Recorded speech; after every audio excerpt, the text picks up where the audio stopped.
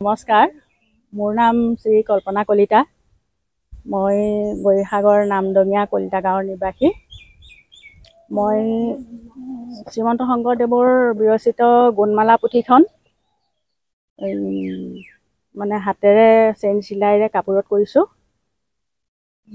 কাপোৰ 6 মিটাৰ আৰু এইখন কৰোঁতে মোৰ এবছৰেই লাগিছে সম্পূৰ্ণ। মাজতে দুমাহমান অলপমান হেৰি হ'ল। 2023 চনৰ 11 ফেব্ৰুৱাৰীৰ পৰা আৰম্ভ কৰিছোঁ। এতিয়া 2024 চনৰ 18 মাৰ্চত মে'ত শেষ হৈছে আৰু। ভাবিলোঁ মানে মই এনেই চিলাই তিলাই কিবা কিবি কৰি মানে ভাল পাওঁ। তাৰপিছত ভাবিলোঁ এনেই এইবোৰ চিলাই তিলাই কৰি মেলি থাকোঁ, মই যদি কিবা অকণমান মানে ভগৱানৰ কিবা অকণমান যদি কৰিব পাৰিলোঁহেঁতেন, মনটো ভাল লাগিলেহেঁতেন আৰু সেই ভাৱটো আহিলে মনলৈ। আৰু সেই ভাৱটো অহাৰ কাৰণে মানে আৰম্ভ কৰিলোঁ। সহায় মানে কি আৰু, এনে ফটো চটো মৰা বা হেৰি চেৰি কৰা এইবিলাকত মোৰ ভতিজাকেইটাই সহায় কৰিছে। আৰু কাপোৰ চাপোৰ আনি দিয়াৰ পৰা গুলি চুলি হেৰি চেৰি কৰালৈকে মানুহজনে বহুত সহায় কৰিছে আৰু সময়ো দিয়ে ধৰা। পৰৱৰ্তী সময়ত আপুনি আৰু কিবা হাতেৰে চিলাই কৰিব নেকি? আৰু কৰিম বুলি এনে মনতে ভাবি আছোঁ আৰু। কি কৰিব? গীটাৰখন কৰিম বুলি ভাবিছোঁ।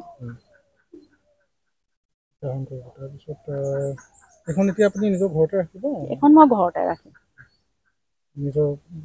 নিজৰ ঘৰতে ৰাখিম। ভৱিষ্যত প্ৰজন্মই কেতিয়াবা চাব পাৰিব আৰু। সম্পূৰ্ণ গুণমালা পুথিখন? সম্পূৰ্ণ গুণমালা পুথিখন লিখিছোঁ। কেনেকুৱা লাগিছে যিহেতু আপুনি? এতিয়া ভালেই লাগিছে আৰু কিবা এটা কাম মানে পাৰিছোঁ কৰিব আৰু ভগৱানৰ সহায় কৰিছে। আমাৰ নামদাং কুমাৰ গাঁৱৰ গৌৰীসাগৰ পানী যোগান আঁচনি পথৰ নিবাসী শ্ৰদ্ধাৰ ফণীন্দ্ৰ কলিতাৰ সহধৰ্মিনী কল্পনা কলিতা এগৰাকী ধৰ্মপ্ৰাণ মহিলা, প্ৰাক্তন শিক্ষয়িত্ৰী। তেখেতে খুব ধৰ্মৰ চৰ্চাত অনবৰতে ব্যস্ত হৈ থাকিব বিচাৰে। তাৰ সুবাদতেই এইবাৰ 6 মিটাৰ কাপোৰত খুব সুন্দৰকৈ মহাপুৰুষ শ্ৰীমন্ত শংকৰদেৱ বিৰচিত গুণমালা পুথিভাৱি হাতেৰে চিলাই কৰি উলিয়াইছে। আৰু তেওঁৰ এই কৰ্মই নহয়, তেওঁ সদায় ধৰ্মৰ চৰ্চাৰ প্ৰতি খুব আগ্ৰহী। আমি আশা ৰাখিছোঁ তেখেতৰ এই কৰ্মই আমাক সঁচাকৈ আপ্লুত কৰিছে। আমি অঞ্চলবাসী হৈ তেখেতলৈ ধন্যবাদ কৃতজ্ঞতা জ্ঞাপন কৰিছোঁ। আমি আশা কৰিছোঁ ভৱিষ্যতৰ সময়তো তেখেতে এনেধৰণে গুৰুজনাৰ এই ধৰ্মৰ চৰ্চাৰ বিভিন্ন কাৰি কৌশল তেওঁৰ দ্বাৰা যাতে আমি লাভ কৰিব পাৰিম। ধন্যবাদ।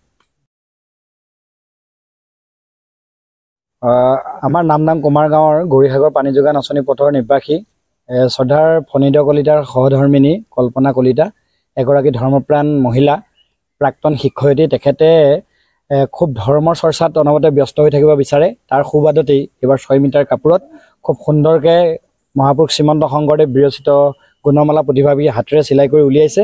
আৰু তেওঁৰ এই কৰ্মই নহয়, তেওঁ সদায় ধৰ্মৰ চৰ্চাৰ প্ৰতি খুব আগ্ৰহী। আমি আশা ৰাখিছোঁ তেখেতৰ এই কৰ্মই আমাক সঁচাকৈ আপ্লুত কৰিছে। আমি অঞ্চলবাসী হৈ তেখেতলৈ ধন্যবাদ কৃতজ্ঞতা জ্ঞাপন কৰিছোঁ। আমি আশা কৰিছোঁ ভৱিষ্যতৰ সময়তো তেখেতে এনেধৰণে গুৰুজনাৰ এই ধৰ্মৰ চৰ্চাৰ বিভিন্ন কাৰি কৌশল তেওঁৰ দ্বাৰা যাতে আমি লাভ কৰিব পাৰিম। ধন্যবাদ।